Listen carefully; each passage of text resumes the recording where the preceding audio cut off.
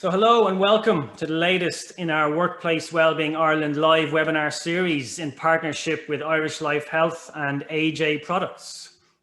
So today we're going to discuss remote resilience. It was the #1 area that respondents to our recent survey wanted to learn more about.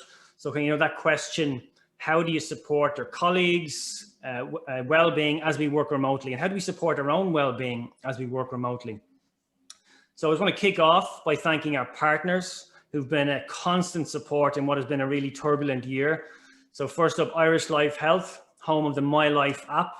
Thank you to Irish Life Health for all your support. I'm actually very excited to have a webinar lined up with Irish Life Health on the 15th of December. And that's with their head of health and wellbeing. It's a brand new role, Stacey McChesney. And we're going to talk about a little bit of a review of the year, what's been working well for organizations, and we'll look forward to 2021 as well. So stay tuned for that, the 15th of December.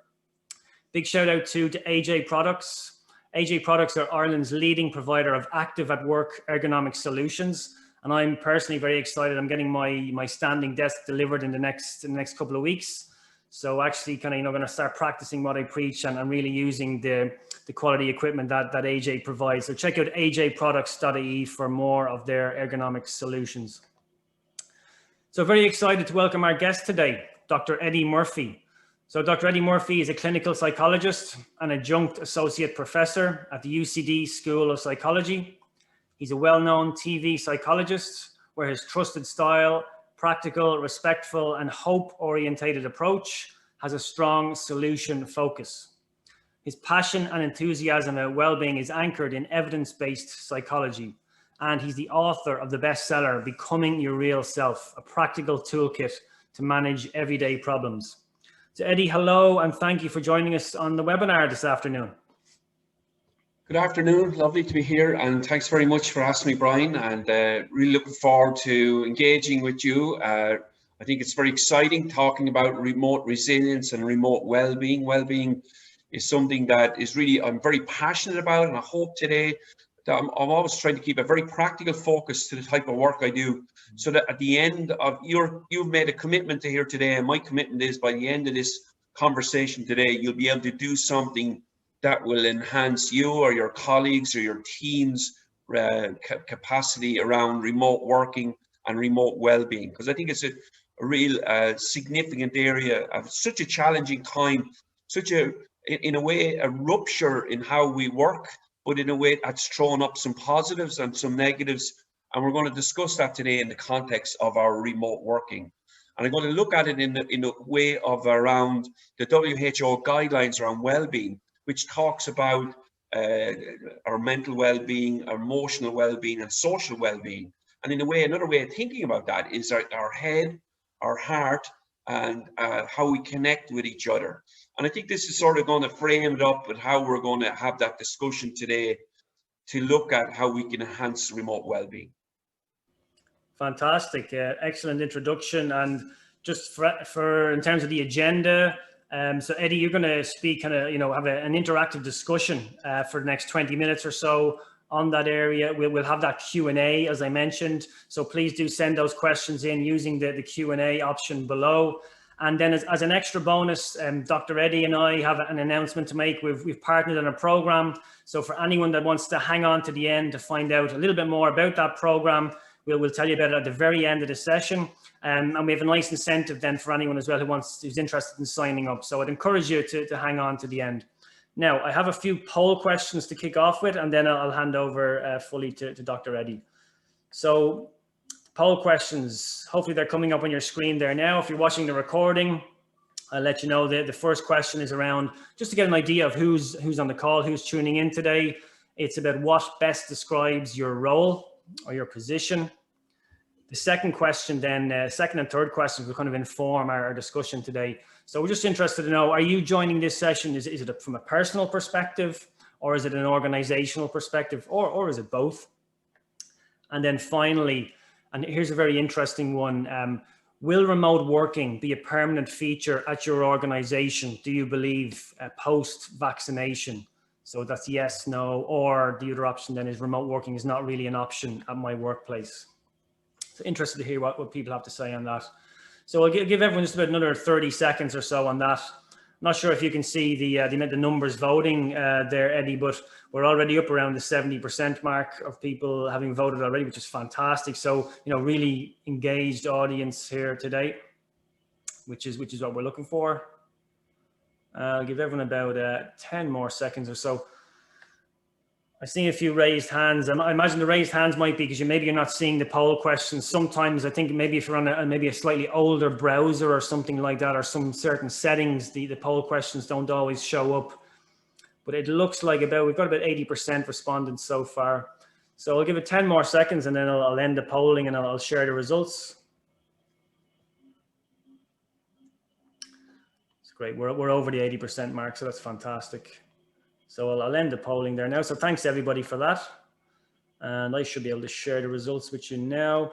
So yeah, no surprise. I think the majority of our attendees are HR professionals.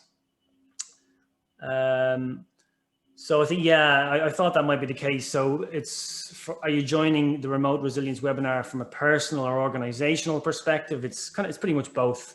It's pretty much both, highly skewed towards both. And will remote working be a permanent feature at your organization post-vaccination? And yeah, a very high percentage, 83% saying yes, and 10% saying no, and then 7% it's not an option at my workplace. So, very highly in favor of kind of remote working being around for quite some time by the looks of that. Okay, brilliant. Eddie, I'm gonna hand over to you. I'll go on mute. If you need me to launch any polls or anything like that, just let me know. So that's great, and thanks very much. I really appreciate you joining here today. And I think when it comes to our remote working, we have to also think that we're also remote working during a pandemic, and it sort of creates an additional feature to this area of remote working, and how we respond to this pandemic, and how fundamentally it acts as a threat to us. And when things act as a threat, it generates more stress for us, and that's one of the issues around working, whether it's remote working or remote working through a pandemic. It impacts us in different ways, and it impacts us in terms of our head, heart, and how we connect with each other. And in terms of our head, I suppose just a way of broken it down is around the impact of stress. Now, we all need stress. Stress is normal. I know there was a wonderful webinar on stress there shortly, but stress really, we need to get out of bed in the morning. We all need stress. But it's when we can become overwhelmed with that stress that can be significant. And for some people, having a buffer zone is really important. I often imagine, like, every day, I know, no doubt, you go home and you plug your phones in every day. I do it too. And you look at the capacity. What's your buffer zone? If your levels of stress are 60, your buffer zone is 40. If your levels of stress is 80, then your buffer zone is only 20. And it doesn't take a lot then to add into that to impact on our mental well-being. And one of the areas that when it comes to our mental well-being, when stress is involved, particularly prolonged stress or toxic stress, and one of the areas around remote working. So what we know from some of the evidence now is about 30% of people love remote working, absolutely love it, really suits their lifestyle. They like being away from the office environment. But another 30% of people actually is a significant stressor for them, and it really impacts on them, because the isolation, the lack of connection with their colleagues, the lack of structure to their day. So all of these things feature. So what can we do to enhance when it comes to our mental well-being? Because prolonged stress can create a shift in our mood. And I don't know if you saw very recent interesting data from the CSO, the Central Statistics Office, that showed there's a 10% of people are indicating a very downhearted, actually they use the word depression in terms of the way they're interacting, a significant lowering of mood. And this includes for people that are remote working as well. So how do we enhance our resilience in the context of such change and stress? And one of the things is about focusing on what we can control, focusing on our environment, focusing on those aspects when it comes to our resilience, our capacity for thinking about things differently. So when it comes to that whole area of stress management, we often look at changing the situation. That's more challenging now, but it can be done. Some aspects of it, changing our environment, reviewing our work environment. Even still, I think when you look into remote working environments, it can still be enhanced by 5 or 10% to ensure appropriate, like good structure, good environment, good work-life balance, good boundaries around where we're working. Actually, I'd be interested in, maybe we'll throw up our first poll, looking at the impact of that stress and home remote working. So can we throw up that poll, Brian? I'd be really interested in seeing people's experience. And the question is, have you found remote working stressful? And some people, so it's extremely high, moderate, somewhat, or not stressful at all.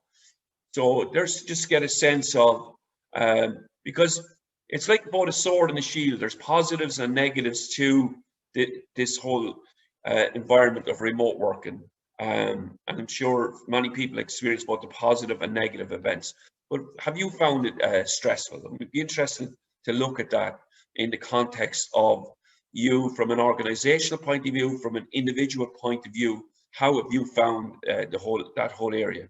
So we'll get you popping in there a couple of your results on that. That'd be great.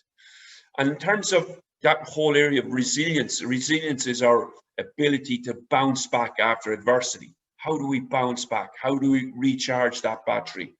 And what areas can you do that? And that sort of brings us a little bit to our mental our physical well-being. We might have a little look at the results there.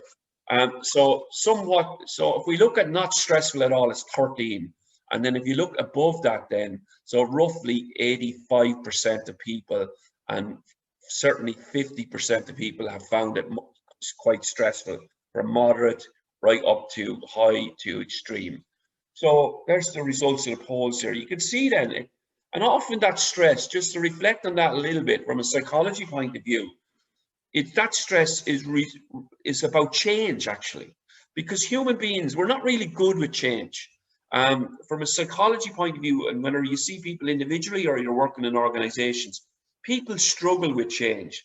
People like things to be the same. We really actually struggle with change, and change acts as a stress. Now, if we orientate ourselves towards that change is a normal thing, then we're into a different space. And if we can orientate ourselves or our teams or our workplace, and I always talk about this book called Who Moved My Cheese, because I think it's a really clever book. It's done, and you can read it in an hour. And I've no doubt many of you have read it. I revisit it every 2 years because I also always get new insights into it.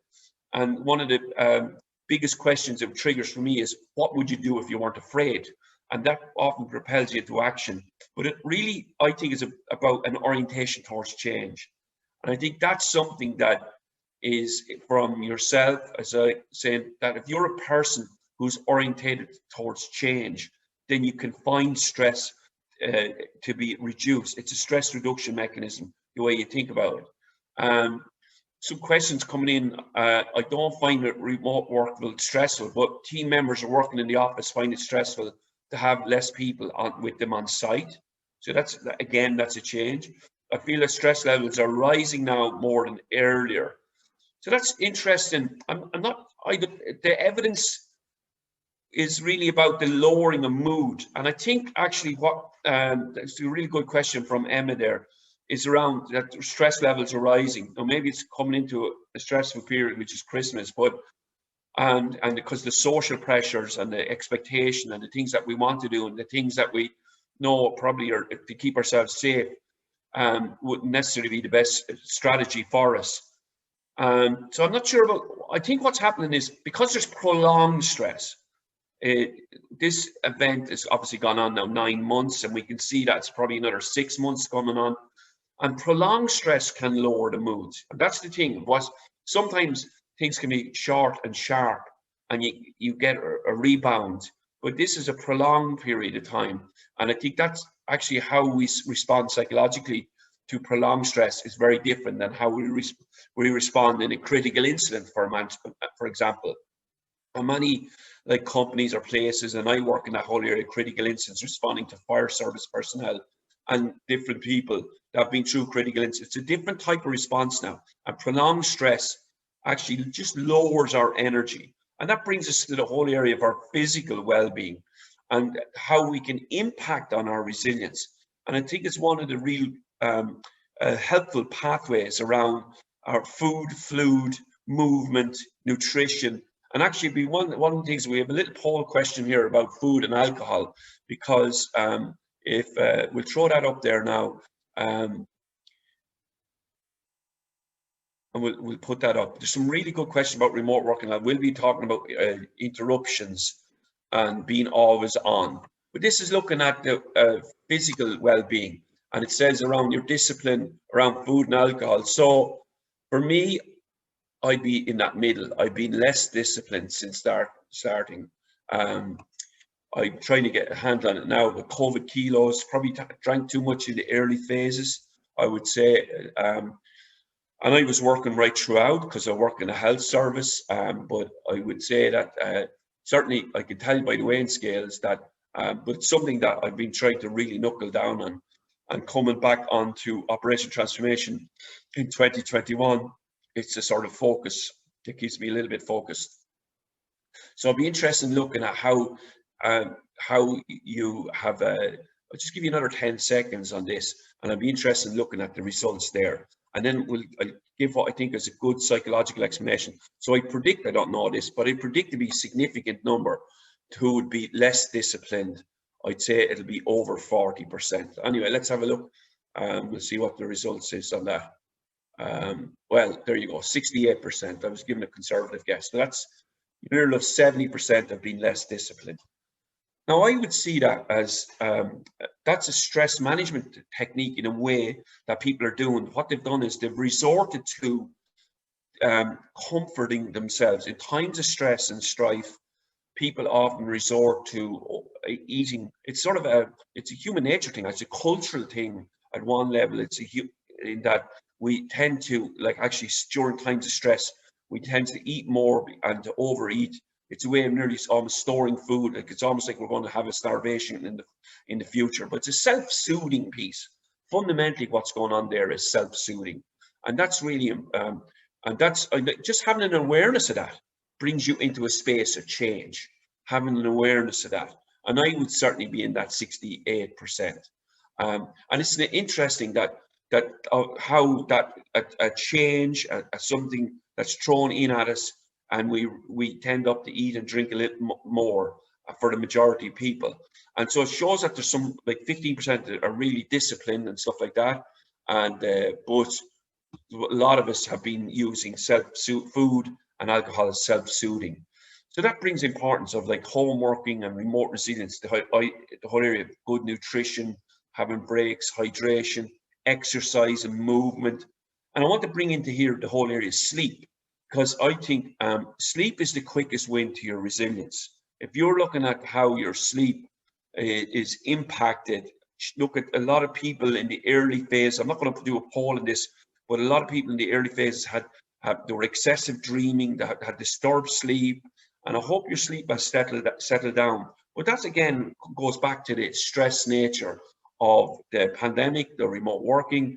But your quickest win to boosting that battery level is the whole area of sleep. And we're going to move now into the whole area of social well-being and connection, because I think this is critical area around team working, team performance, around work-life balance and boundaries. And some really good questions there about feeling that they're always on. When working from home, people expect you always to be always available, to be always on. My experience of remote working is constant interruptions and levels or urgency management. I think there are two great insights there from Dee and Margaret, because one of the things around home working, for about 30% of people, it's increased the level of loneliness, actually. In fact, the final question I have here today is around the connection question. So maybe we'll throw that up there and we'll see what you did, what response. It's my final poll of today. We did the first poll and looking at stress. We did the second poll on food and alcohol. And this, in the third area around our social well-being, looks at, has it impacted on your connection with your team? So it's had a significant, moderate, little or no impact. And we'd be very interested in you looking at that. Because one of the things about remote working is, for 30% of people, it's impacted on their sense of loneliness and isolation and loneliness. And quite often, I was on the National Loneliness Task Force, and that was present before COVID, where we were looking at loneliness.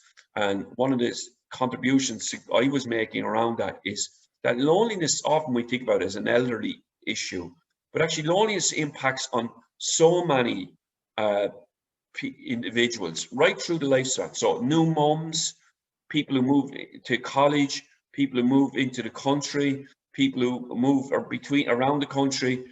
So different ages and stages in life, that loneliness and isolation can be a factor. In fact, if you think about it, when we're thirsty, that's a signal for us to drink. And I'm going to do that now, to get my voice. So we'll finish out that poll in 5 seconds.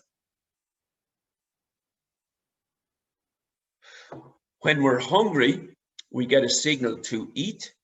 And when we're lonely, that's our signal for human connection. And so let's have a look at that. We'll close that poll off and we'll just have a look at the results of that. So moderate to significant impact. So you can see there about 75% of people have had from a more moderate to significant impact in terms of connection with their teams. And that throws up a really significant result around if you're a team manager or you're orientated towards performance in the team, or orientated toward health and safety around supporting that team, that in managing the difference around the isolation, the loneliness, around performance. These are all issues that are critically important. And about work-life balance is really a key part of that. And I've done a number of these talks over time, and what's happened in the way, if you think about it, in psychology, we're really interested in boundaries, right? Because boundaries, too often in life, and I'm going to use my hands here, but too often in life, if our boundaries are too far apart, there's a disconnection. If it's too close, it's enmeshed and not necessarily healthy. We're trying to hit that Goldilocks zone, not too distant, not too close, but connected. And that's the healthy zone that we're looking at when it comes to boundaries. And what's happened with remote working is our work has entered into our home life. So it's sort of, it's come into this space that it was, from a psychological point of view, it wasn't seen as a healthy space, but it's a reality. So how do you then set boundaries between in-home work and work-life balance? And that's really important. And we can, maybe if the wisdom of the crowd, you can put in stuff in the chat room about what people do, but some people set like rituals actually. So like at the end of the working day, they might put away the laptop rather than keeping it out and keeping it open. They put it physically away. Some people go for a shower. Some people go for a walk. They build breaks into the day, because setting healthy boundaries is critically important. Be interested if you want to put stuff in there around how you do that, in terms of how you manage that. In terms of interruptions, then you might need some signals. Like, very difficult in the early phases when the kids were, I have 2 boys at 10 and 12, when they were in the home environment, they gave up schoolwork within a fortnight. And but you were like trying to manage your home and your family life and working life. It's very challenging.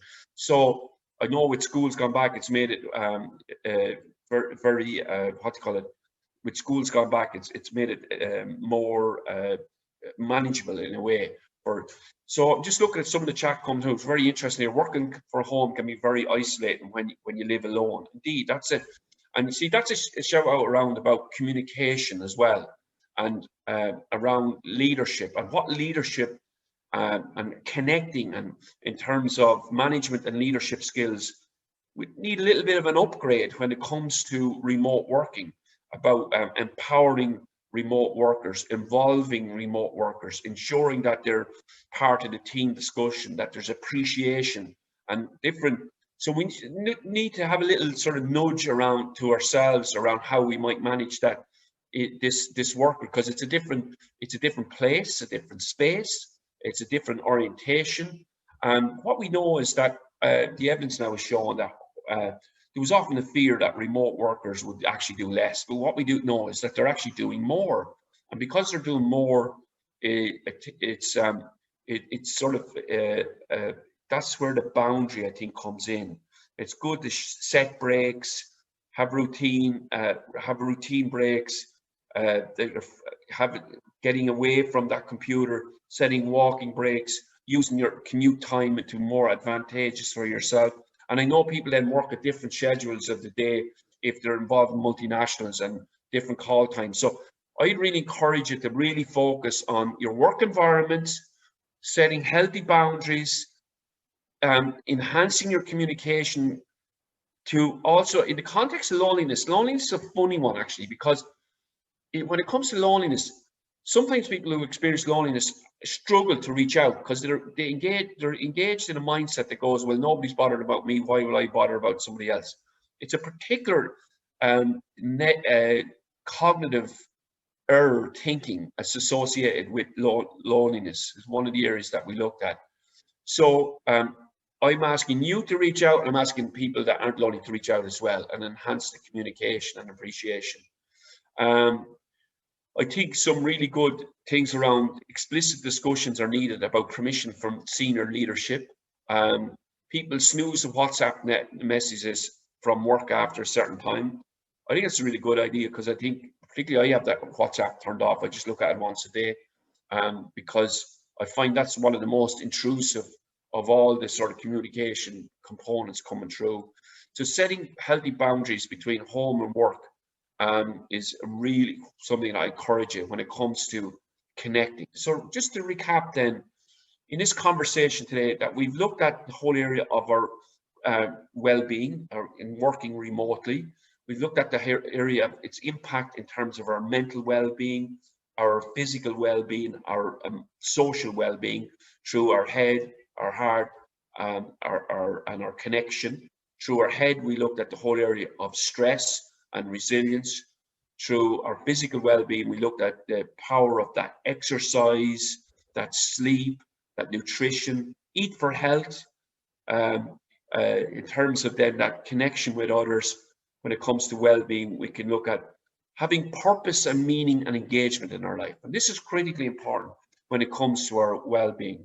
Having a sense of purpose, meaning and engagement is really important, because quite often people get stuck around mental ill health, and mental health is almost the absence of ill health.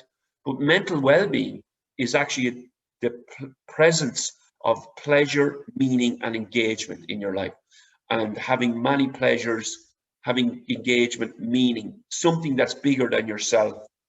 Can be awe, spirituality, beauty, connecting with others, and getting us to a space of positive emotions.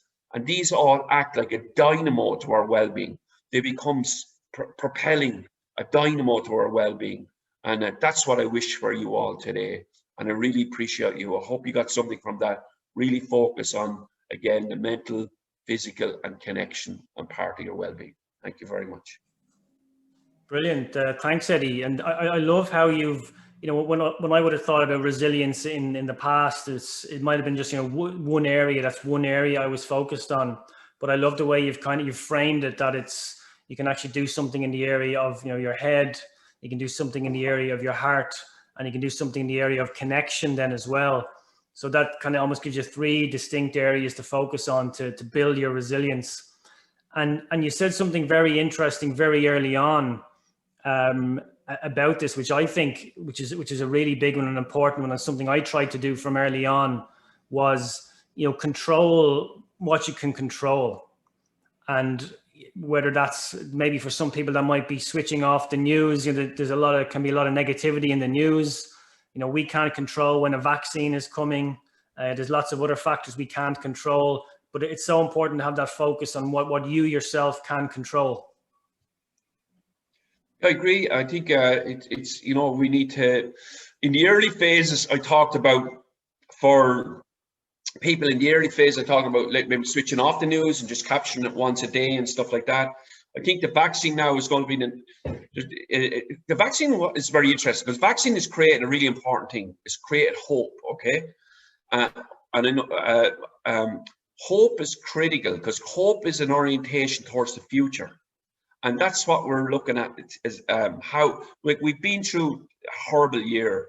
And really now it's about in terms of vaccination, I will be getting the vaccination. It's something that I'll be, as a health advocate, I'll be, think that it's how we get back to an environment that's sort of the way we were, as it were. During the year, actually, it's sort of interesting. My mood dropped in September. It was the first time it dropped. And what I did was I was focusing on the past, the things I was missing, and I was focusing on the future. And it took me a week, and normally I'm quite upbeat, but for that particular week, I noticed I was quite flat. And one of the things is I got to a point of acknowledging where we're at right now. I didn't get to accepting, but I got to acknowledging. And that really helped me in terms of shifting that mood and not being, if you're very past and refocused, you're often in a regret mode. If you're future focused, you're often, you're not in the present. And even acknowledging was a really good space for me. Excellent. Yeah, really important advice there. We've got quite a few questions coming in. Can I start putting a few to you? Sure, yeah. Brilliant, yeah. You spoke quite a bit about the barriers, but there's one specific question on any advice on how to create those specific barriers, like that work and that home barrier. I think a few people were maybe on the chat were talking about it. Any specific advice yourself and maybe for your own routine? Well, okay. Well, boundaries. Well, we actually got a dog. It's been a bit of a lifesaver. Sam, our dog, in terms of way back. And so just explain, my wife is a post-cancer survivor. She's in that vulnerable group, so we were quite cautious around that. And but we didn't let it overwhelm us or overrule our life. And the boys went back to school and stuff like that. And we're sensible, but we didn't get into an obsessive mode either. And I think I do believe that if you're lucky enough to have a home working space, that's great. But some people are in shared accommodation, and maybe your team members are in shared houses and stuff like that. I think for that type of worker, I think that they decide that the communal spaces are not workspaces, so that they come from identified workspaces and into a communal space that's not a workspace. I also think I saw something come through in the chat there about lone worker, is that sometimes there's enterprise services with hot desking, and I think in a post vaccine phase, there's opportunities there to maybe work in a more remotely, but in a hub type environment. And I think that's a very good investment if you're experiencing lonely, because in that hub you get the connection with others and the social connection. I think that can be really helpful. But yeah, I'm a big fan. I like the one, Brian, where someone said to me that they shower. They're in the home environment. They actually go and they physically shower, change the clothes, yeah. and that signifies they actually have a ritual that signifies my working day is over. So what's your ritual that signifies your work? Now that could be closing down the laptop lid and putting it in the drawer, not having it. You don't want a trigger mechanism that you're looking at all, check my emails and stuff like that. I understand that, because you're trying to, in a way, reduce the work for the following day. But quite often, you're in a way, if you're in that model, you're in an always on model. Mm-hmm. And that always on model is a fundamentally stressful model. And yeah, great point. And I think it might have been Yvonne on chat was saying that she's deleted email from her mobile, her work email from her phone, so that it just doesn't pop up in the evening times. That's what works for her. Jenny mentioned kind of muting WhatsApp. And there's a few other people talking about that. Suzanne as well was talking about the amount of communication channels and the interruptions she's receiving, and trying to avoid those. But having that ritual is important. And as you said, if you're lucky enough to have that working space, you can actually leave that working space. Again, if you're lucky enough to have the space to get a dog, that's the first time I've heard that as an option. But there's another excuse to get you out and get you exercising as well. Well, before I had a dog now, so I'm in my 50s now, so it took a long time to have a secured boundary to get a dog. But I used to borrow dogs. So with anyone that had a dog, I'd say, can I bring your dog out for a walk? Brilliant. Some really good question there about how do you engage remote workers that are shy or private, people that hate Teams or Zooms, perhaps that those are the need to connect more than others.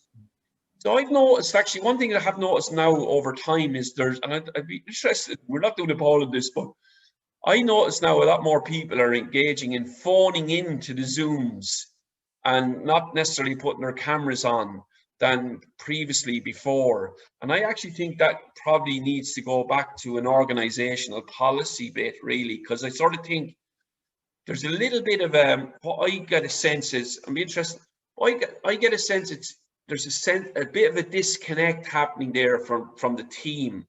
And I think if you're engaged in remote working and stuff like that, now you see there is a very subgroup who people have social anxiety, and this remote working suits them great, but they don't necessarily like that visible thing going on camera and stuff like that. But I think it's important really from a policy point of view that maybe if you're engaged in Zoom, that it would be in the physical, like where you actually see the person. I think that's quite important for connecting and stuff like that. I think what some organizations are saying is that, if it's just for whatever reason, if it's not your day or it's not your hour, that look, it's okay, join the call and go off camera. It's okay for that hour. I think that's kind of what they're saying, a bit like, not like a duvet day kind of thing, but look, if for whatever reason you want to go off camera, that's absolutely fine. I think it is important that the person has that flexibility as well. Okay, balancing where possible to join on I'd camera. say balancing that with, but what happens if you have a worker who's engaged in that for a whole 9 months and you haven't seen them? So it's hitting a balance. You know what I mean? But that goes back to good management and good leadership. Yeah. No, great point there. Here's a really good question. We often hear that everyone is different and some people are more resilient than others. Is resilience something we can work on? A bit like the way you'd work on your physical well-being in the gym. Oh, I'm a big fan. Like, I think it's critically important to know that, like, resilience is a skill, and it can be, of course, we can add to our resilience. Learning, getting good sleep pattern. That's a skill that we can develop. What triggers our sleep is our early morning awakening, our first time that we wake. So we set the clock for our sleep based on our wake time. And then if we're consistent through the week, including the weekend, that will make actually our sleep perform better.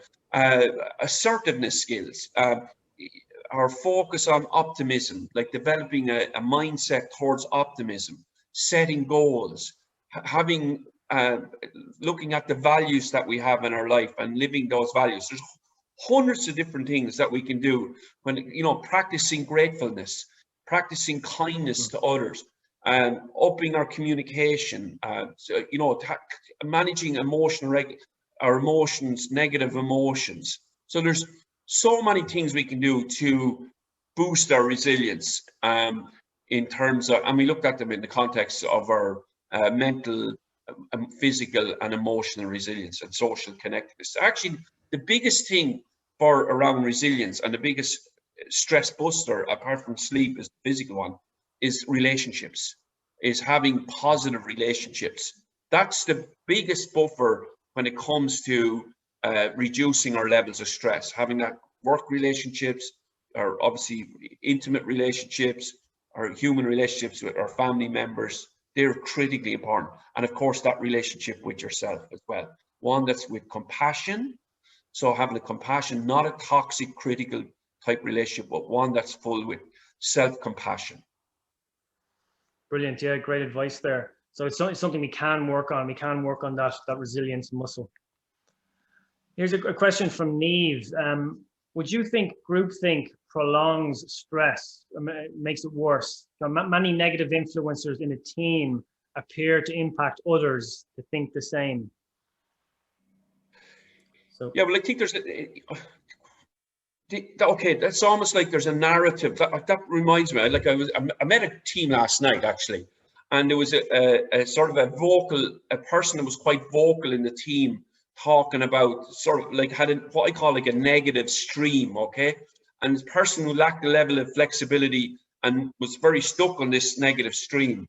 And it, in a way, then it's sort of trying to, in a gentle way, challenging that and say, there's alternative ways of looking at this. And we can spend all this time, if you want, I said, looking in this negative stream, or we can look at a balanced way of looking at it. There's this and this, there's other things going on here.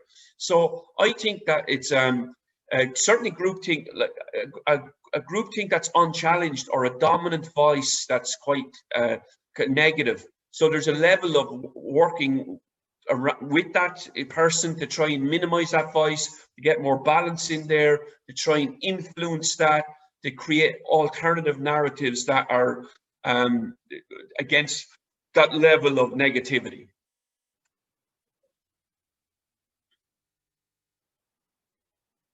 I was on mute there. Thanks for that. A question from Emily on specifically for HR professionals.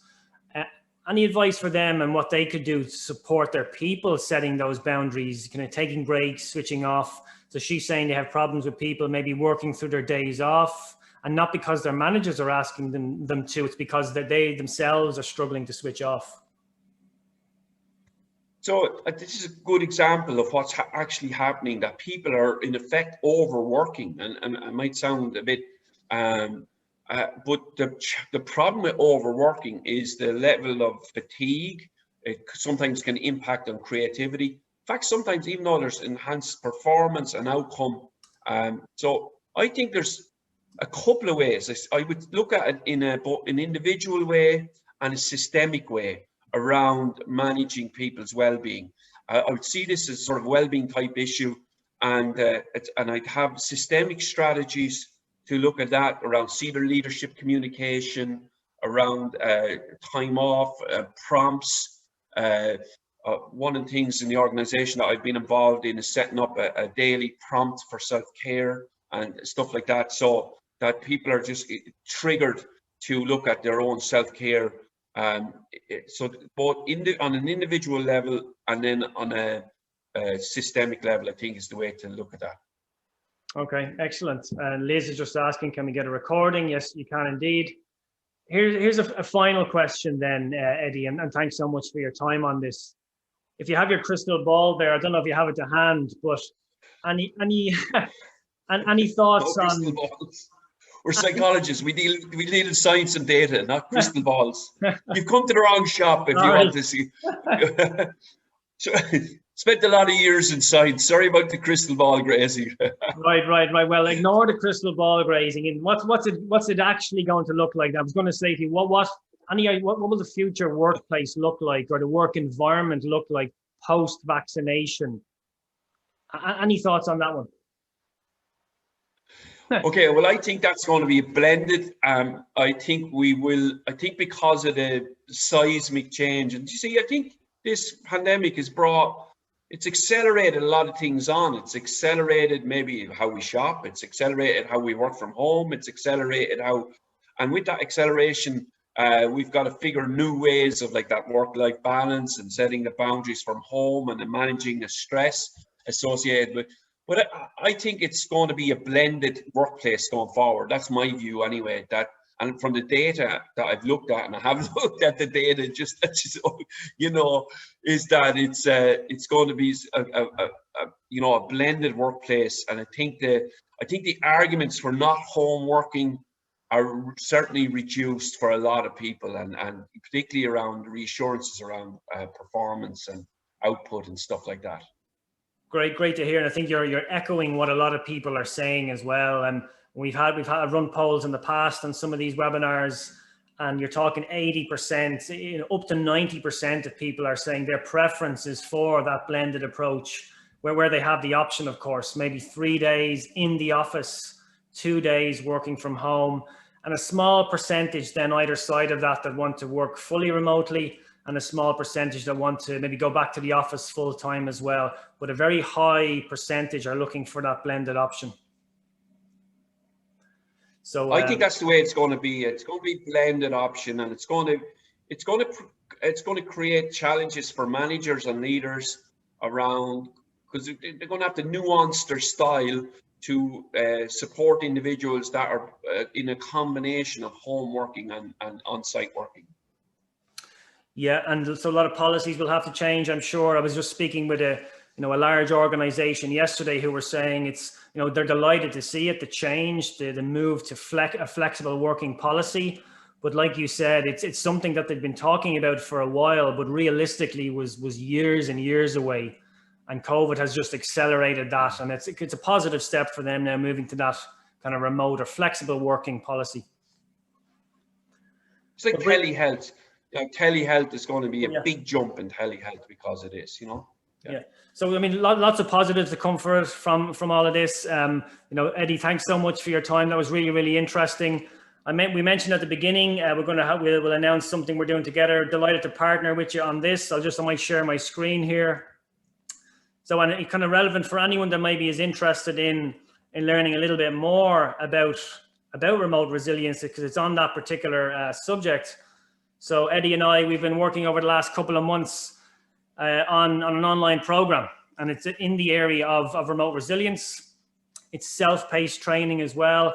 And I think we're inspired kind of by two areas. I mean, one was, as you've touched on, Eddie, the World Health Organization, how they look at well-being. There are 3 pillars of well-being, which is mental well-being, physical well-being, and social well-being. And as you kind of summarized it, the head, the heart, and connection.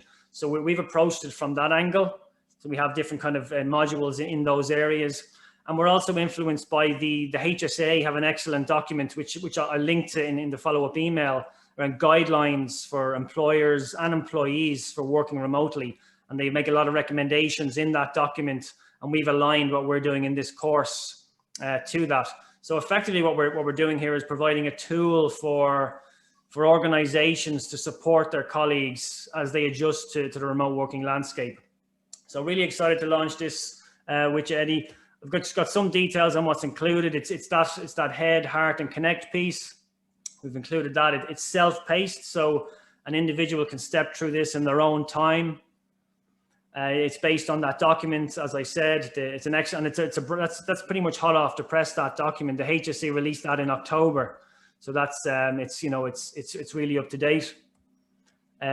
All program materials. So what we mean by that is, all you need is pretty much, a laptop or even a phone. Actually, everything else is provided. So your logins, the PDFs that come with it, all the online video resources are there. You can contact us at any time. The much sought after WorkWell Institute course completion certificate. So you're delighted to be able to add this course to the Institute. And then white labeling, that's an added extra. If that's something a particular organization are looking for, that's something we can chat about. And any other thoughts, Eddie? I think we have a nice incentive for people if they're interested in learning more as well. I think what we wanted to do is devise something that a remote worker can, on their phone, on the laptop. There's a program there. It's to enhance their well-being. It sort of sits with the health and safety component and also the HR component in terms of organizations around learning and supporting home workers. Yeah, so like a nice resource, especially as we head into 2021, if it is for people, I think a lot of us will be remote working for quite a while into 2021. So a nice extra resource there for colleagues as we face into that. As a thank you to everybody who's joined this webinar, it's €99 per person. A bit of a sliding scale. If you have a lot more people signing up, of course, the price reduces, but 20% off if you sign up before the end of the year. So drop either myself or drop Eddie a line if you're interested in learning more. Workwellinstitute.org. I'll send an email as well with a lot of details, including a link to the replay of this entire session. So any questions whatsoever, drop myself a line, drop Eddie a line.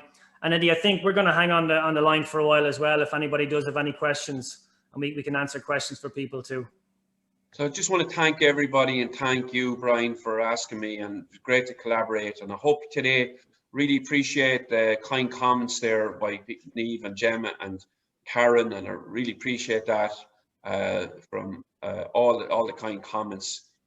Best wishes to you all, and I'm going to give you all my first happy Christmas. How about that? We're in December now, so we can do that, I think. Yeah, we are indeed. Well, happy Christmas to you too, Eddie. And listen, thanks so much for your time. Really appreciate it. Really enjoyed that session. Thanks to our partners, to Irish Life Health, to AJ Products, again, for all their support. And thanks a million to everyone for tuning in and making this session really interactive. Like, those polls were fantastic. They really informed our conversations, as too did the, all the chats coming in, all the questions coming in. If you did miss any questions, drop me a line, let me know. I'll be very happy to follow up. Either myself or Eddie can follow up on those. So take care. Thanks so much, everybody. And we'll see you again on the next webinar.